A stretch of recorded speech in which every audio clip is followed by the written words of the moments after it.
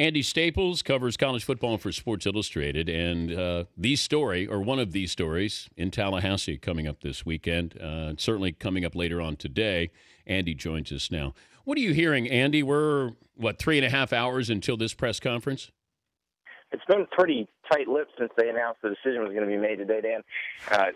What the folks in the program were saying on Saturday was they didn't expect him to be charged, but it's a different deal. It's one of those things that you ask a lawyer, and they're going to tell you, well, this is fairly odd, and you wouldn't think that they would hold a press conference that they were going to charge him because they would have to book him and do all that stuff. And also, you got his lawyer saying that he's going to come and that he's going to come and do a press conference, and Jameis Winston is going to give a statement. Well, that's what I thought. If you're going to have a press conference, and I know we have a press conference for everything now in sports, but if you have a press conference, it's kind of odd to have somebody charged. Like, are police going to be there if he's charged and then he has a statement? Most people wouldn't have a statement if they're charged with something. Their lawyer would tell them not to say anything. Right, exactly. And that's the case. I mean, as far as we know, Jameis Winston hasn't said anything. It may come out that he did talk to investigators after all, but we don't know that until they release this stuff. And if he doesn't get charged, we will probably have a lot more context for this case probably today. Because under the Florida Open Records law, once a case is closed, it's publicly available. So they're going to have to turn everything over if they decide not to charge him.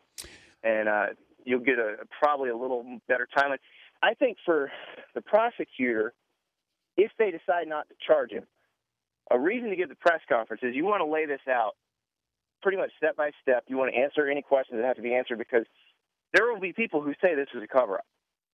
Because if you look at the original timeline, you look at the delay, you look at the fact that it wasn't turned over to the prosecutor's office until November, people are going to say, oh, you're protecting him because he's the quarterback at Florida State and they're having a good year.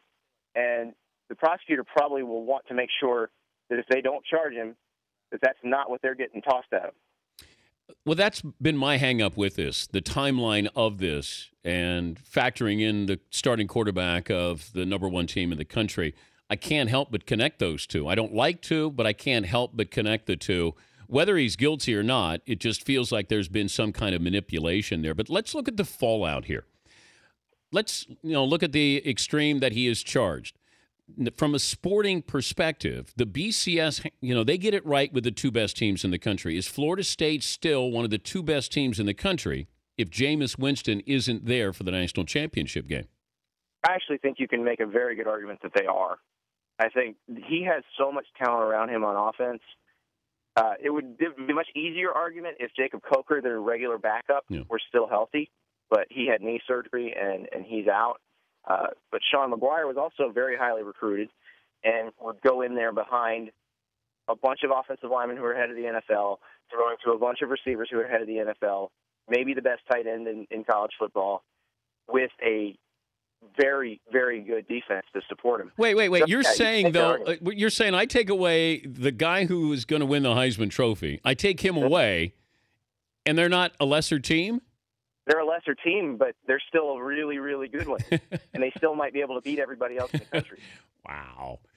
I'm looking at all the... They've won 11 games by 20... Oh, I know. Well, they haven't played anybody, but I will say this, that when you watch them play, I mean, they're dominating these teams, and some are decent teams, but it's over by halftime. Just the sight test, they passed the sight test of being a dominating team, a very impressive... I think the defense is what goes unsung here. I think Florida State's defense is just unbelievable. Oh, yeah. I mean, you're talking about...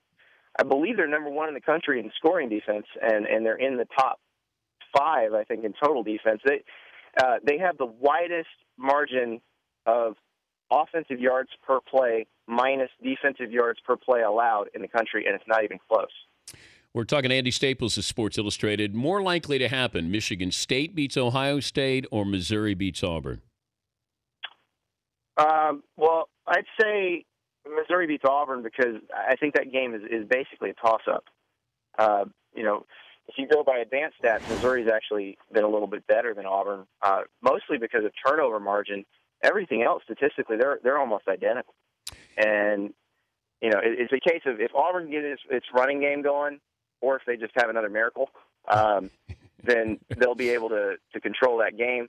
But Missouri, top to bottom, is probably the better team there. Yeah, I figure I'm picking Missouri. I think they'll beat Auburn. I think it's really hard to regain focus and say, hey, now let's gear up for Missouri. Even though it's for the SEC title game and everything that's at stake there, I think it's really difficult to tell 18, 19, 20-year-old kids who've been hearing great stuff all week long here. As far as Michigan State, that's a very underrated team. And I know everybody's talking about Ohio State and Urban Meyer and his offense. I'm not going to be surprised if Michigan State wins that game. No, I wouldn't be either. The key is they've got to stop Ohio State's rushing attack. Nobody stopped Carlos Hyde all season. Yeah.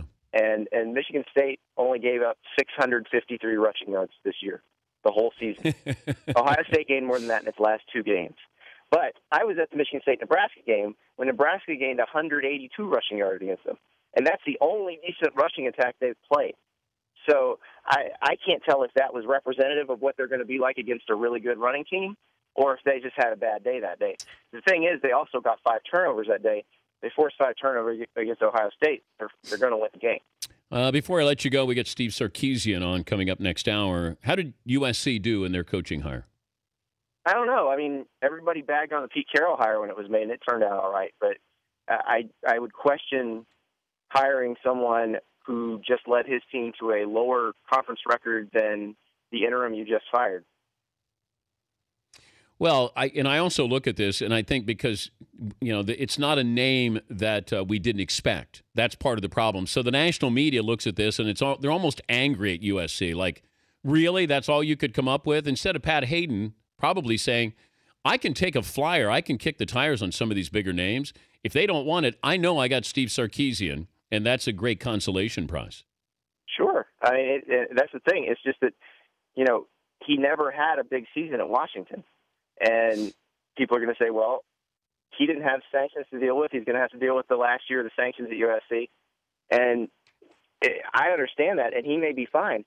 But the question is, who did they pass on for Steve Sarkisian, or did they get passed on? And we don't know that. We don't know the answer. They didn't interview James Franklin from Vanderbilt, and that guy, I mean, shoot, you win 9 games at Vanderbilt, you're working miracles. And he didn't get a sniff. So I don't know. I just think it seems like they're trying to recreate the Pete Carroll era. And that didn't work with Lane Kiffin. It kind of did work with Ed Ogeron. And now they're going to try to do it with Steve Sarkisian. And hey, if they can do it, God bless them. They're going to win a bunch of games. But I don't know. Well, next is going to be that Texas opening. That's where it gets interesting. That's the one everybody wants. It's the wealthiest athletic program in America. And what did the Lost Odds say? They are the Joneses. Andy, safe travels. Thanks for joining us. Thanks, Dan. All right, Andy Staples, Sports Illustrated. The Dan Patrick Show, weekday mornings on Audience.